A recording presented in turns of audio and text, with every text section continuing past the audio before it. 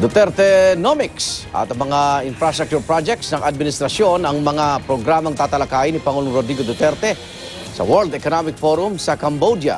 At mula sa Phnom Penh, Cambodia, may unang balita live si JP Soriano. JP. Igan, magandang umaga nga mula rito sa tapat ng makasaysayang Mekong River sa Phnom Penh, Cambodia. At mag-aalas 7 nga kagabi, oras sa Pilipinas, nang dumating dito sa Cambodia si Pangulong Rodrigo Duterte para nga dumalo bilang panauhing pandangal sa World Economic Forum o ASEAN.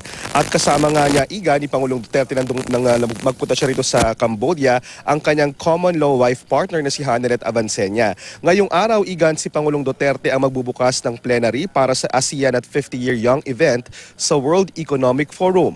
Dito magkakaroon ng pagkakataon ng Pangulo na ipaliwanag sa harap ng mga delegado ng WEF, partikular ang mga investors ang tungkol sa Dutertenomics, ang mega infrastructure projects na layo magpaunlad ng transportasyon at komunikasyon sa Pilipinas. Pagkatapos ito, Igan, ay magkakaroon din ng hiwalay na press conference para sa Dutertenomics ang mga piling miyembro ng gabinete dito sa Cambodia. At Igan, layunin nga ng Duterte administration na talagang maibenta sa mga pinakamakapangyarihan at top CEOs dito sa nadadalo sa World Economic Forum na maipakita kung ano nga ba yung build project ng Pilipinas at kung paano sila pwedeng mag-invest dito. At yan muna ang latest mula rito sa Phnom Penh, Cambodia. Balik muna sa iyo, Igan.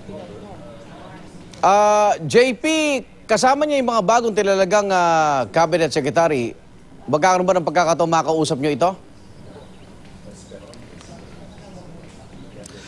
O Igan, alam mo, ang una nating nakausap kagabi, as soon as dumating siya rito sa Cambodia mula sa Switzerland, ay ang bagong talaga ng Department of Foreign Affairs Secretary na si Senator Alan Cayetano. At nakapanayam nga natin siya kagabi at ilan nga sa mga nabanggit niya ay nagbigay na siya ng mga kanyang mga plano para bilang bagong DFA Secretary at kabilang na nga doon ay yung pag-i-institutionalize nga daw ng mga off-the-record press briefings para mabigyan doon ng pagkakataon ng lahat na malaman kung anong ang marami, ang media in particular, ang tungkol sa foreign policy ng Pilipinas without divulging yung ating strategy. At isa nga rin si Senator Cayetano sa mga inaasahang o incoming Secretary Cayetano sa mga inaasahang magsasalita sa Dutertenomics Presscon mamayang hapon dito. At pagkatapos nga dito sa Cambodia, Igan, ay pupunta naman ng Hong Kong at China itong si Pangulong Duterte. Igan?